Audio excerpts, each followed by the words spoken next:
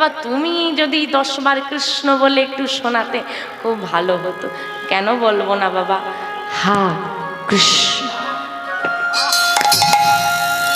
হা কৃষ্ণ, হা কৃষ্ণ। বলতে পারলো না, চোখে জল। কি হলো বলো?